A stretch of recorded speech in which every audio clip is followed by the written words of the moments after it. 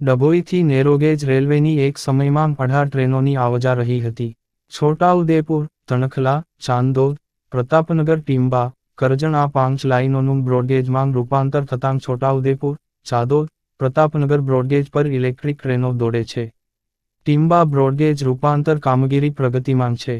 જ્યારે ડભોઈ કરજણ વચ્ચે broad gauge line નંખાઈ ગઈ છે. લાઇન ટેસ્ટિંગ પણ થઈ ગયું છે. પરંતુ પેસેન્જર સવારી દોડાવવામાં આવતી નથી. જ્યારે કેન્દ્રના રેલ રાજ્યમંત્રી અશ્વિની કુમાર પ્રતાપનગર અને છાયાપુરી રેલવે સ્ટેશન ખાતે મુલાકાતે આવવાના છે ત્યારે ડભોઈ કરજણ બ્રોડગેજ લાઇનને લીલી ઝંડી આપી પ્રજાને મુસાફરી કરવાનો લાભ આપે તેવી ડભોઈ નગરના લોકોની લાગણી અને માંગણી છે. સમયની થપાટો સાથે વિસ્તારનો વિકાસ પણ થંભી ગયો હતો. જે છોટાઉદેપુર સાંસદ નારણભાઈ રાઠવા રેલ રાજ્ય મંત્રી બનતાં નેરોગેજ રેલવેનું બ્રોડગેજમાં રૂપાંતરિત કરવા સાથે રેલવેના પ્રોજેક્ટને મંજૂરી આપવામાં સફળ થયા હતા. ત્યારબાદ નર્મદા ડેમ સરદાર સરોવર ખાતે વિશ્વની સૌથી ઊંચી પ્રતિમા સ્ટેચ્યુ ઓફ યુનિટીનું ઉદ્ઘાટન થવા સાથે દેશના વડાપ્રધાન નરેન્દ્ર મોદી દ્વારા વિસ્તારમાં વિકાસના કામોને વેગ અપાયો હતો.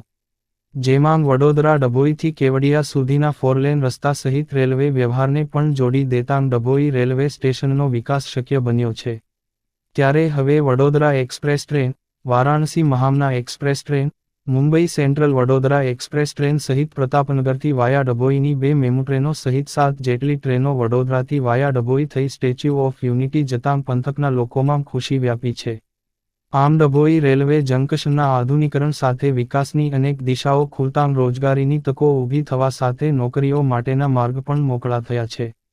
ડભોઈ કરજણ વચ્ચે બ્રોડગેજ ચાલુ કરવા લીલી ઝંડી આપવામાં આવે એવી મુસાફરોની લાગણી અને માગણી છે. બ્રોડગેજ લાઇનનું ટેસ્ટિંગ પણ થઈ ગયું, ટ્રેન ચાલુ કરવા માગ. ડભોઈ કરજણ બ્રોડગેજ લાઇન તૈયાર, પણ હજુ એકેય ટ્રેન ઉપલબ્ધ નહીં. Reporter Fazal Razak Khatri, GPK news.